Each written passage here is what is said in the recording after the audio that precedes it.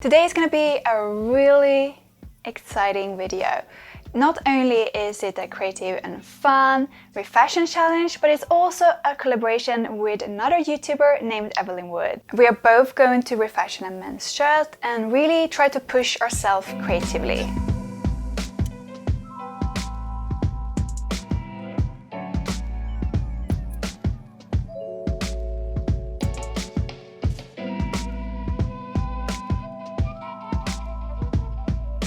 Hi, my name is Matilda and welcome back to Miss Matti, the channel where I share all about sewing, knitting, mending and generally how to live an awesome and sustainable life. Me and Evelyn are gonna refashion a men's shirt each and really try to push ourselves creatively. But first, let's chat with Evelyn. Hi Matilda, welcome! I'm so excited to have you here and about this refashion that we have planned. Yes, Evelyn, I'm so excited for this refashion as well. I really think we will push ourselves creatively this time. I agree. Evelyn, are you able to introduce yourself to my audience for the people who might not know you? Yes, of course. Well, my name is Evelyn Wood and I started out as a fashion designer and creating my own label, but I've turned to teaching sewing and I teach at vintagesewingschool.com. It's my online sewing school where I teach lots of people how to sew, and here on YouTube as well. I think my focus is really on the skills of sewing, so learning and really understanding what we're doing in sewing so you can really then create what you want, not just copying things. I think that's my favorite thing to do. That's awesome. So shall we talk about the rules of this challenge? Yes, I think that we should. Okay, so the rules of the challenge, we're starting with a men's shirt. So we're going to use a thrifted men's shirt to start with. And we have decided that this will be a zero waste refashion. So hashtag refashion it all. So we have to use 100% of the shirt. Now, to be kind to ourselves, shall we say that small slithers of fabric or unpicked threads, this sort of thing don't really count. We're going to not be nitpicky about the use 100%. I agree fully, and no need to use the care labels and the labels in the garments. We'll put in our own for that instead. That's right. It's our own refashion creation from here. Exactly. Absolutely. And do you think that I think we should allow maybe 20% other materials to use, like bias binding, lace, trims, just to be able to create a design? Yes? I agree, but let's make sure that it's stuff that we have in our stash already and things that we are thrifted. I agree. That's, absolutely. Yes. Secondhand, salvaged items only. Let's make it as sustainable as possible if we're going to make it zero waste, right? That's right. Absolutely. Yeah. I'm so excited. Have you already thought about a few design inspirations? What are you thinking? Thinking of making some like big sleeves, maybe something with a color. I looked at a lot of fun designs with like tux pleats and one Danish designer called Cecilia Benson who does a lot of fabric manipulation, so I've been very inspired by her designs. So we'll see what we'll create. Yes. I'm thinking maybe a 3/4 sleeve and I'm thinking of turning it into a peplum. So I have a few ideas running around, but I definitely need to look through my stash and see men's shirts and evolve my design as I go along. It's the usual process for a refashion. Oh, totally. I have 4 thrifted shirts. I'm definitely going to pick one of them and we'll see how it's gonna turn out. Great. Well, it sounds like you're ready to go. Yeah. So shall we get into sewing and we'll meet back at the end, and I've so excited to see what you come up with and see what we both come up with under the same design principles, but completely different designs. I agree. I'm also super excited to see how this turns out for both of us, and I'm really looking forward to see how it turns out. So I'll see you back later. Yes. Happy sewing. You too.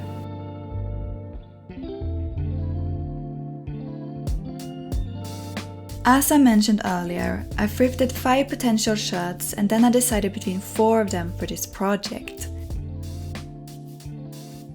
In the end, I landed on this purple and blue plaid shirt.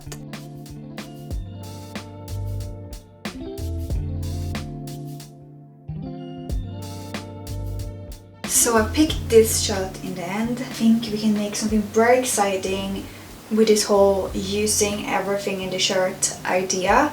We just need to figure out what we're gonna do with it. I have no clue how it's gonna turn out. And I'm all here for it, but I'm also a bit scared to use everything. And actually that was what led me to choose this shirt, because a lot of other shirts I couldn't see myself how I could use certain details at all. I really just wanted to like cut away and remove certain things. So I got this book a couple of years ago as a gift, The Art of Manipulating Fabrics. And this is such a great book that I highly recommend you to get if you do not own it already. And in this book there's so many good ideas to utilize for like textile manipulation, of course, but also if you make a zero waste design, how you can shape fabric for different techniques. So what I was really inspired to do in this book was to do some tucking. But yeah, here are some standard tucks. I think this is what most of us think of when we hear the word tucks. But there's so many fun ones in this book. Look here. I love looking in this book because it just pushes your creativity, makes you think of solutions you never thought of. Like, look here, like the inserted tucks. So there are loads of fun ways to use tucks in your designs. This book also has pleats and other like flounces, gathers, and other ways to manipulate with fabric. To decide on the fit that I wanted to go for, I tried on 2 of my own shirts. One is this blouse made by my grandmother. I love this one because it has an A-line shape and tuck detailing. The other shirt is my favorite shirt. I really like its loose fit and I think it has the ease that I want to go for. I then measured the width of the shirts to calculate the ease.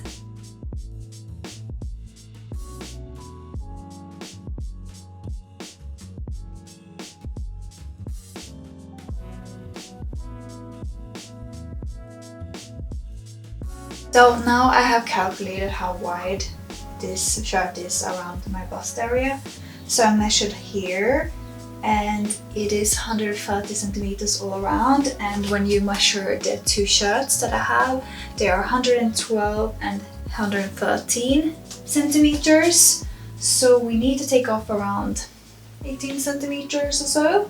I then proceeded to measure out the length that I wanted the shirt to be, as well as the width and the arm length. As this is a zero waste project, I did this to figure out what I will need to cut off and where these cut off pieces might be able to go elsewhere in the garment. I planned to shorten my sleeves by using tuck details similar to this Cecilia Benson dress. Then I proceeded to measure out my shoulder length because I knew I would definitely need to remove excess fabric at the shoulders. Then I pinned the sides of the shirt together to create the desired ease. So a lot of this down here will be cut off, but at least this bottom here will allow me to sort of add something extra to this color. I'm imagining some frilliness or some wider color or something fun that is happening here. And then I'm imagining a little bit of a poofier sleeve, and maybe we'll also need to add some extra fabric. We'll have to see if this is needed or not. Once I was happy with the measurements, I drew out all the cut lines on the shirt with tailor's chalk. If the saying is measure twice, cut once when it comes to sewing, it is especially true when it comes to refashions. And when it comes to zero waste fashion design, I would dare to say it's measure twice and cut once, because you do not want to cut anything in the garment until you're 100% certain. Another idea I had was to not cut it off like to the length that I want, but sort of do some tucks as well here, and then use the excess material here for some type of color change or something else, some fun detailing. Another idea I had was to maybe not take in this side so much, but maybe gather it. I could actually potentially on the back gather a bit extra. Maybe this part that I will cut off here will be some type of trim, and then I leave still some extra here to gather it. I think that's gonna be cute. Yeah, I think I'm gonna do that. I think I'm gonna gather it. So now I'm gonna take off the sleeve, do the most fun part of sewing, not unpicking. Wish me luck.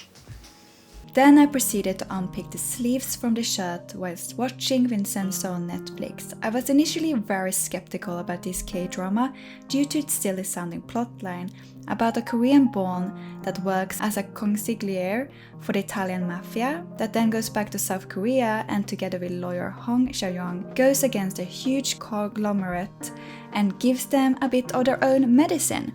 I know, but trust me, it is so good. It is definitely one of the best anti-hero stories that I've seen in a long time. Anyway, here is my unpicked sleeve, and then I proceeded to watch more Vincenzo and unpick the bodice from the joke as well.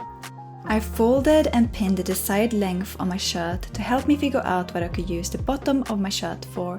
I also added extra length here because I was planning to add tucks to the bodice as well. I will now create gathers at the back and at the side fronts. Before creating my gathering stitches, I also base stitched along the side seams where I plan to cut my fabric later on. I did this to ensure that I will like the fit once I made the gathers. I created my gathers by setting my machine to the biggest stitch length and the loosest tension. I pulled my thread, making sure to leave long thread tails at the beginning of my stitches. And then on the back, with a 5mm seam allowance, I stitched along the seam edge halfway through, and then I stopped, making sure to leave another long thread tail, and this will help me create gathers later on. Then I created a new gathering stitch parallel to the previous stitch line, and then I repeated the same process on the other side of the back bodice. The reason I did it in sections is that it helps to create more even gathers. Then I repeated the same process on top of the front bodice pieces, but this time only creating one section of gathering stitches on each side. I then proceeded to pull the thread tails to create gathers. I made sure to measure the gathered parts once in a while to ensure that I'm gathering the bodice to the size that I want my yoke to be. Alright, then it was time to do my first cut in this project. I must admit I was really nervous to do this. I took off around 4.5 centimeters at the yoke on each side to create the correct shoulder length for me. And now I have 4 pieces that will need to figure out what to do with. Once the yoke was cut to the right width, I pinned the top back yoke to the back bodice. I then stitched them together and pressed. Then it was time to attach the bottom back yoke. I pinned the bottom back yoke in place and then top stitch it in place from the right side. Here you can see the back yoke and bodice fully attached. Then it was time to attach the front bodice at each side. Here I only stitched once by attaching the bodice and the yoke together at the same time. And this is how it turned out. So this is how it looks like. It just feels like a really frumpy vest right now, but that's probably because I'm wearing it on top of a long sleeve shirt that doesn't have any sleeves yet and any of the detailing that I want to add to it. But I love the gathers, how it looks at the back. So the length of the shirt is a bit long now, but as I mentioned earlier, I'm gonna add in 2 tucks. So imagine that tuck here and this tuck here, and that will create the accurate length. And yeah, then I need to add in the sleeves. I have the sleeves here. I haven't done much to them yet. I need to take in the cuffs and make them smaller so the sleeve becomes puffier. I need to add some extra material to it, I think, to make sure it's voluminous. I then stitched together the fabric I did cut off from the yoke, pressed the seams open and put them aside for now. Before cutting off the bottom of the shirt, I pinned the tucks that I planned to make on the bodice to make sure that I cut my shirt to the right length.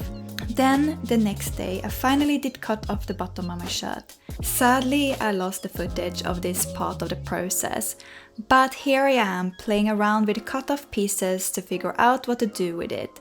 Initially, I was planning to turn it into a collar design, but as I would need to use anything that I cut off, I quickly dismissed this idea. I then noticed on the cuffs that the edges were a bit frayed and worn out, so I will have to unpick and refold the worn out edge inside the cuff. But first I will need to unpick the cuff from the sleeve so that I can make the cuff smaller so that they fit my wrists better, as well as make the sleeve look poofier and more voluminous. Once I had unpicked the cuffs from the sleeves, it was time to deconstruct the cuffs by unpicking all the stitches but the bottom hole, which I will keep intact. I then unpicked the seams in the sleeves off camera and pressed the sleeves before putting them aside for now. I also removed and unpicked the side seams of the bodice off camera and then pressed both the front sides and the back. Then I cut off as much as I needed at the sides, making sure to include a 1.5 cm seam allowance for the French seams that I'm planning to do as a seam edge finish for this project. I used the initial cut-off piece as a guide for how much to cut off at each side. Once the excess fabric was cut off, I did put the cut-off pieces aside as I will attach them to the sleeves later. But first we will need to make French seams at the side seams. I pinned the wrong sides together and then on my sewing machine with a 3 1/8 inch seam allowance I sewed the sides together. Off camera I pressed the seam, then I cut the seam allowance down to 1/8 of an inch. In hindsight, this could have been avoided for a more zero waste design if I had adjusted the seam allowances a bit to begin with. Then I also off camera pressed the seam line on the right side and folded it to the side. Then I pressed so that the right sides were facing each other, and then I pressed again to create a sharp crease line at the fold of the seam. Then I pinned the fabric in place again and then closed the seam edge by sewing with a 1/4 inch seam allowance from the folded edge. Then I discovered that the top-bottom band didn't have any top stitching, which created a messy look that I didn't like. So I decided to stitch the top-bottom band in place for a more constructed look. Now it's time to attach the cut-off side pieces to the sleeves to create more volume in the sleeves. I attached one piece at each side to create extra fabric at the arm side. I decided, despite the small size, to attach it with a French seam. I have no clue if this was a good idea or not. As you might be able to see, I already added tucks to the sleeves. Sadly, I did lose some of this footage as well, but do not worry, I will shortly go through the process I followed to make my tucks. I also had to cut off some slithers of fabric at the edges of my sleeve, but do not worry, they will not go to landfill, but more on that later on.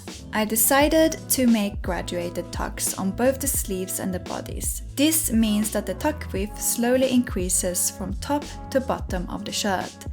This can also mean that the spacing in between the tucks also increases, but I decided to go for an even spacing. Before pinning my tucks, I used a ruler and drew out the distance of the tucks with tailor's chalk. The art of manipulating fabric has great instructions on how to create tucks, which I found very helpful during this process. I pinned 4 cm together to create a 2 cm wide tuck at the bottom tuck. Then the next tuck I placed 5 cm above this tuck and folded 3 cm into a 1.5 cm tuck. And then 5 cm above that, I folded 2 cm into a 1 cm tuck. And then on the sleeves, I only created 2 tucks, a 2 cm tuck and a 1 cm tuck. Once I pinned the tucks in place, I pressed the fold line to create a sharp and crisp crease. Once I had pinned and pressed all my tucks, I did sew them together on my sewing machine. But as I mentioned earlier, I lost that footage, which is why you still can see me pinning on the tucks. I found it helpful to use my walking foot during this process and use the stitch guide attachment to help me create even stitch lines. Then it was time to gather and attach the sleeves. Hold on. I know what you're thinking. Is the sleeve now magically constructed already? I know. I didn't only lose the footage of me sewing the tucks together, but also how I constructed the sleeve. As you can see here, I added extra material to the sleeve. And if you wonder where this fabric came from, I used the bottom front sides of my shirt in each sleeve. I really took a pattern cutting risk doing this because I attached a curved cross-grained piece to the sleeve. I was both a bit nervous that I was doing something that might not just work out, but at the same time, with all my years of sewing experience, I was also confident it would. And spoiler alert, it did. You will see later. As you can see here, the bottom of the front side pieces weren't long enough to fit into my sleeves, so I had to add an extra tiny piece of fabric here to get the correct length. I also screwed up attaching this extra piece by attaching it from the wrong side instead of the right side of the sleeve. But I didn't want to redo the stitching, so I decided it is a design feature and did the same on the other sleeve as well. Then you might wonder what I did with the bottom pieces from the back. I decided to cut the fabric like this in 4.5 cm wide strips and attach these pieces together with the other cut-off pieces from the yoke and the cuffs to create a gathered trim. Okay, now we can go back to attaching the sleeves. First I gathered the sleeves at the arm side, and once it was the correct measurement to fit into the armhole, I pinned and stitched them in place using the arm on my sewing machine, making sure that the fabric laid away from the sewing machine and as flat as possible to avoid creating any puckering. So this is how the first sleeve looks like attached to the shirt. And then I unpicked the gathering stitches and pressed the seams at the arm side. To finish off the seam edges, I decided to do a Hong Kong seam finish. Off camera, I made my own 1-inch bias binding from another men's shirt in paisley. Before pinning the bias binding to the arm side, I trimmed down the seam allowances to around 2/8 of an inch. Then I pinned the bias binding along with the bodice arm side seam allowance with the wrong sides facing up. Then I sewed through all the layers in the seam allowance and then wrapped the bias binding around the seam allowance, not turning the raw edge inward. Then I sewed through all the layers along the previous stitch line. I followed by trimming the bias strips excess fabric down to around 3 mm from the stitching line. Then off camera I pressed my Hong Kong seam finish away from the bodice. This is how the cuffs looked like after unpicking them earlier, and this is how they looked like after I pressed them. Now it's time to trim the cuffs and make them smaller before stitching them back together. Okay, so this is going to be an interesting shape that I will need to deal with somehow in this project. I will now attach these cut-off pieces from the cuffs to the trim, which I will make in a bit. I stitched the pieces together, then I folded the trim in half, pressed to create a crisp fold line, and then I created gathering stitches in sections along the trim. Then I gathered it so that it will fit around my collar and my cuffs. As the gathering takes some time, I was watching an episode of Word of Honor, and together with Vincenzo and Mr. Queen, it's definitely one of the best new shows that I've seen so far in 2021. I highly recommend it. Once the trim was gathered, it was time to attach it to the collar. Off camera, I had already unpicked the outer stitches of my collar so that I could insert the trim in between. I pinned the trim how I would like it to the collar, and once I had the trim in place on my collar, I did cut the remaining trim off. I then pinned the under collar to the trim and the top collar piece. And now back to the cuffs. Initially I thought I could make rounded edges on my cuff, so with a piece of cardboard I tried to shape the corners of my cuff. However, it didn't really work out, so I went with the same diagonal shape as the original cuffs in the end. I also made sure to press down the worn out edges and fold the seam allowances inward and press in place. Then, accidentally in all of this, I cut too far into the seam of my cuff. I then tried to salvage this by attaching a pattern matched patch by hand.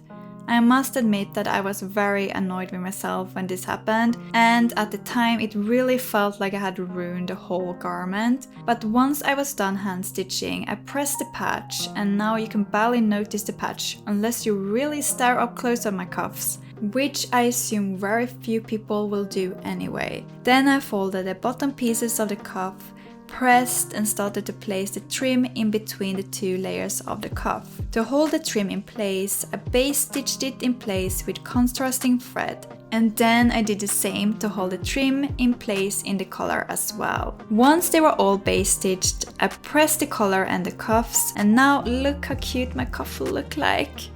Then I top stitched the trim at the collar in place by first making an edge stitch around the edge of the collar, followed by a parallel stitch line around 5 mm away from the edge stitch. Then before attaching the cuffs, it is time to gather the bottom of the sleeves to create that poofy look that I'm going for. Yet again, I gather in sections until I have even gathers all around that fits the measurement of the cuffs. I then attach the cuffs to the sleeves as follows. I folded and pinned the underside of the cuff away for now, and then I attached the top layer of the cuff to the sleeve.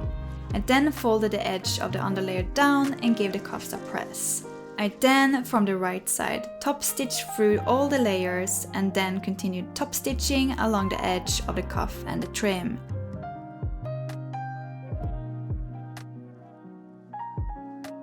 Now it's time to sew on buttons. These are the buttons that I have left. I'm not gonna be able to use them all, so I decided that 2 of them will be put aside as spare buttons and the remaining 4 buttons will be attached to the shirt. I started by attaching the buttons to the cuffs. Once the buttons for the cuffs were attached, I followed by sewing on a button that I had to unpick when I created the tucks at the bodice. And then I added an extra decorative smaller one just underneath. Then I did put my shirt onto my dress form and carefully cut around the bottom of the shirt to create an even hem. Once that was done, I used my 6mm narrow hem presser foot and then created a narrow hem all around the bottom edge. If you're curious to find tips and tricks on how to successfully do a narrow hem using a narrow hem presser foot, I'm going through the step-by-steps in my DIY furoshiki wrap video, which I will link in the cards as well as in the description box down below. To finish my shirt off, I made my own label using my pre-cut and heat transfer vinyl. I created my label on a piece of upcycled paisley fabric, and I first created a black shadow layer, followed by a white text layer on top. Using a pressing cloth and my iron, I pressed the first layer in place, holding for 20 to 30 seconds. Then I let it cool and remove the plastic sheet. And then I did put the white layer on top of the black and repeated the same process again. Once my heat transfer vinyl layers were attached, I pressed the edges of my label inward and then off camera I stitched the label in place inside the shirt.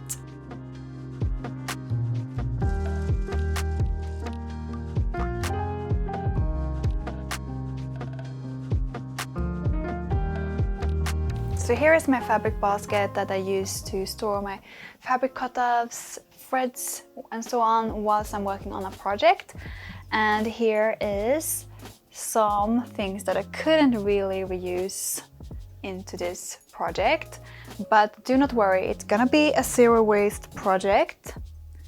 But I might be a bit sneaky, I don't know. I'm planning to make these floor pillows that I will stuff with fabric scraps. And if you have been a subscriber of mine for a long period of time, you probably have heard me talk about this.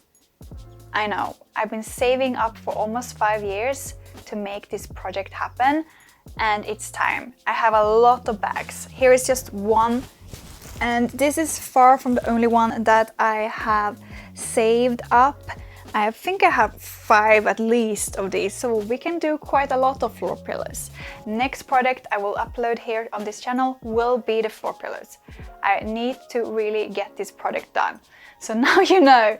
And if you are not already subscribed and you want to make sure to not miss this video, you know what to do. Hit the subscribe button, hit the notification bell so you will not miss once that video is live. With some of the slightly bigger fabric scraps that I had, I tried to make some fabric scrap twine together with some of the scraps from the paisley shirt, which I used for my label, and the Hong Kong seam finish.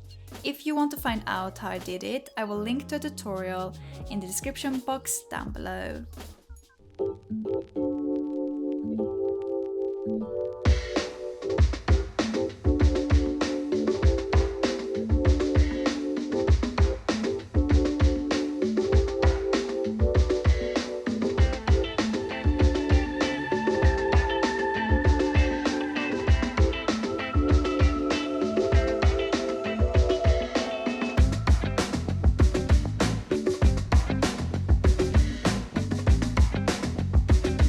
So let's check in and see what Evelyn has made following the same design brief as me. I'm so excited to see how it turned out.